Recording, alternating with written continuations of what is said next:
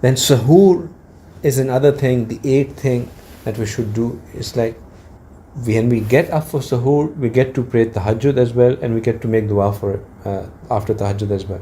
So Suhoor in itself brings three things. The value of Suhoor.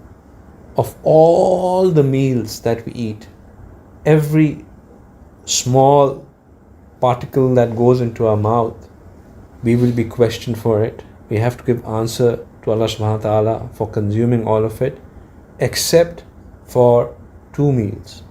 A meal which is consumed in Suhoor, there's no question for it. You eat as much as you want. Don't go to Suhoor tent. Eat as much as you want at home. You will not be questioned for it. And B, when on the dining table there is a small child as well. So if there's a child eating with you, you will not be questioned for that meal.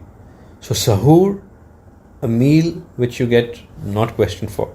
Suhoor, it is the meal in which Allah subhanahu wa ta'ala has put barakah. It brings you spiritual as well as physical energy. And then if with your Suhoor you combine the Tahajjud Salah and Dua, it's a double benefit. So make sure that you do Suhoor as well. Don't be lazy. Don't think, oh, who's going to wake up? Oh, I'm better off. And in your Suhoor, if you include just the date itself, that's Suhoor.